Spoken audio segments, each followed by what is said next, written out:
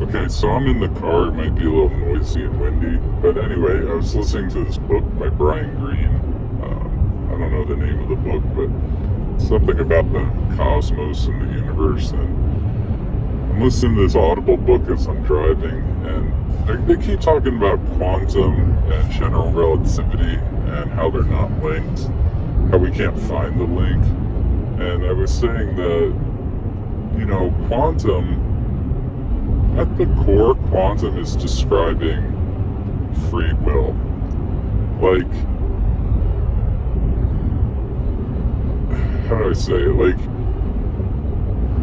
even like Schrodinger's cat, you make the observation and then you collapse the wave function and you bring some kind of deterministic thing, some kind of outcome into existence.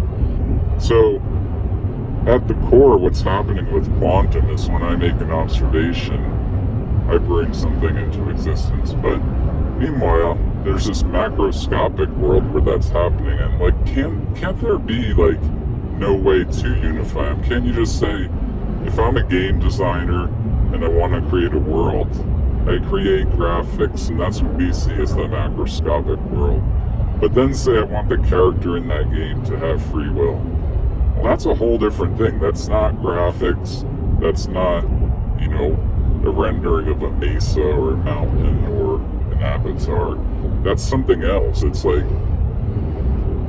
describing the behavior of the characters you put in that game. And that seems like a different set of laws to me than creating the actual fabric or world of the game. So, relativity is that big macroscopic game design, and then quantum is basically another subroutine, a different program in the overall bigger software. This has to coexist in a bigger piece of software together, but I don't know that they have to be quote unquote linked. Like, if you go to like a game engine and start making a game, you can write all the graphics there, and you can have a world, but you wouldn't have a character that moves through it. You'd have to make that character and make the physics of that character to make them walk through the world. And, things like consciousness and all this, like,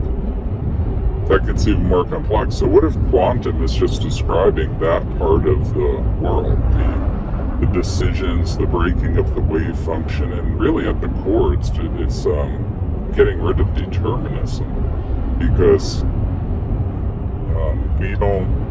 when we make a decision, we collapse the wave function in the macro world. So this micro quantum programming of probabilities really is just describing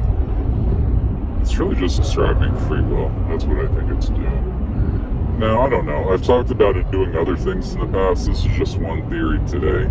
As I listened to this book, it came to mind. It could be something else, but the other thing is, why can't those two things coexist in the same program? Like, again, if you go to a game engine to make a world, okay, you made the graphics, now you made the character, and you made that character using, let's call it a quantum function. And that quantum function gave it all these characteristics where it can make decisions and move and determine outcomes. Why can't they coexist in the same game? I think they could totally coexist in the same program or game or whatever you want to call it. And really, the link is that observer itself rendering an object, collapsing its wave function, bringing it into existence, and that's the link. The link between general relativity and quantum is the observer breaking the wave function, collapsing it.